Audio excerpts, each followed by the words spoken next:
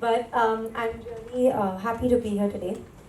I have to give you a little bit of a flashback since I'm a film girl, which is that, I'm really lucky. I grew up with this incredible grandmother and mother and this lovely family who obviously did really amazing things, because of whom I inherited amazing relationships.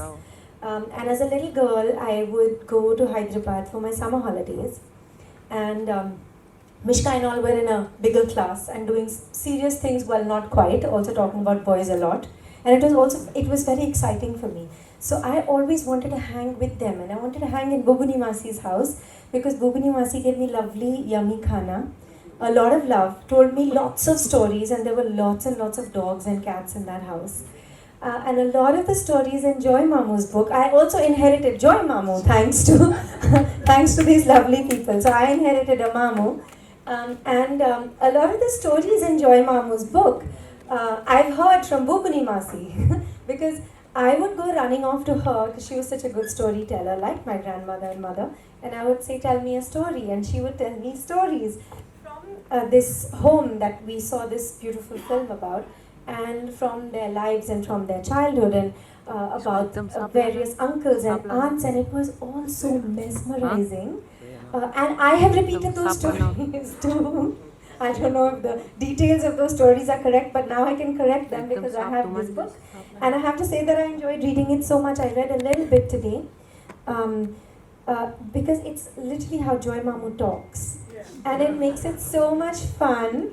And so many of the stories are familiar to me, including Trikal, which was filmed in my bua's house in Goa, Mario Miranda's house. So I kind of I of course wasn't around them, but these are all things that I kind of have some kind of connection to. So I really enjoyed it so much, Joy Mamu. I hope lots of people read it and enjoy it. Thank you, Aditi. So Tara will come up now and present a bouquet to Aditi.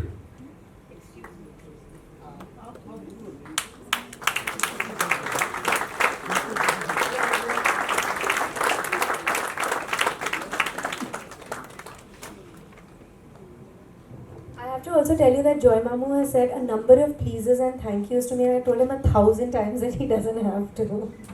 And now this. I'm really embarrassed, but thank you so much. Thank you very much, Aditi, for being here with us.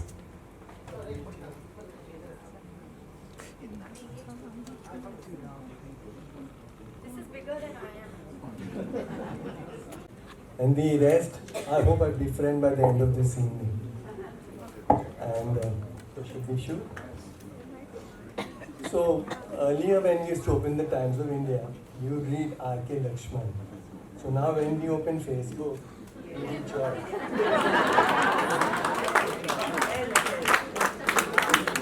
He really makes our day, we get up with a smile. And a lot of us need that because life is relentless. So we need to smile. Thank you. So, are you going to just say thank you or are we going to have a bit of Correct me if I am wrong. I think there's a lot of P.G. Wodehousian influence on me. Yes, there is some level. And what else do you read? I stopped reading for the last 10 years. I said I stopped reading for the last 10 years. So all my memories of actually childhood reading. I'm growing up on Enid Blyton, Agatha Christie. Nothing ever very serious. I never read. I worked my way through one Russian novel and I vowed I'd never read it. My father was mad about Russia and Russians, so I felt duty bound to make an effort. The only non-fiction book I remember reading was a film for a book called The Ra Expeditions by Thor Heyerdahl. And it was fascinating, but my exams were coming up and I knew that I should. So I kept the book in the loop.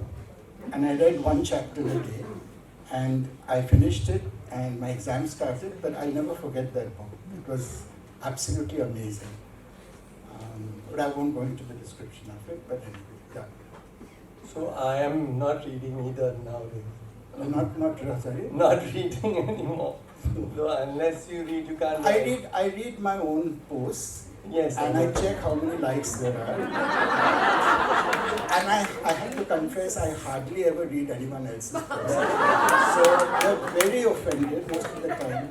But I've written it on Facebook. I said, oh yeah. Too embarrassing. So I told you I'm not reading anymore, and Yeah. unless you read, you can't write, but I've been managing quite well. And the other thing is, writers should be read, not seen or heard. Oh my goodness, should I go up the stage? No, I'm not. So in Hindi there's a phrase, दिल के टुकड़े हुए हजार, कोई यहाँ गिरा, कोई वहाँ गिरा.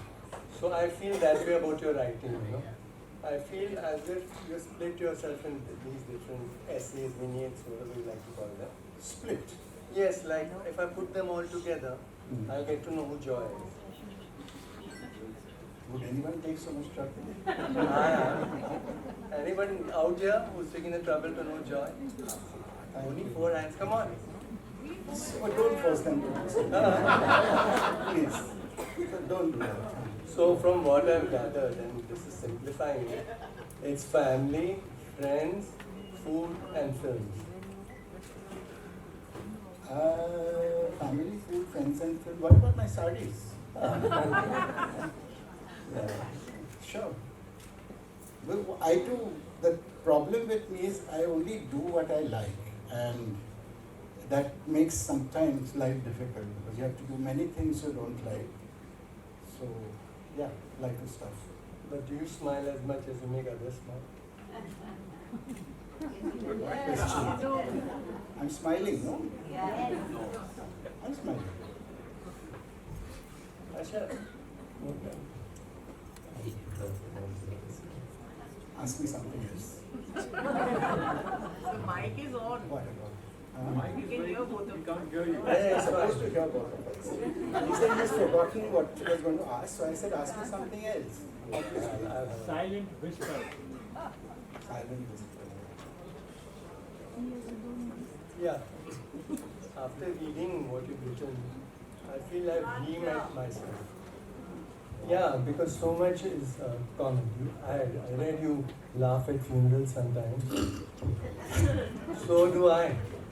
And I'll tell you, I'll give you one incident why I laughed. I'd gone for this funeral, and when I was going there to pay my respects and say goodbye, the wife told the husband, stop crying these crocodile tears. Are you serious? I'm serious. And I just couldn't, so I had to stuff my mouth with a kerchief.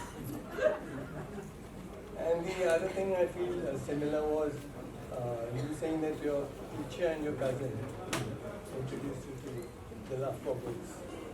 Yes, yes, absolutely. So I had a teacher also, Mrs. Rao, who led me by my hand and took me to the library. And she said, this is very good. The teacher didn't give me my love for books. She taught me how to read. Yeah, And my first line was the Jap. Boy.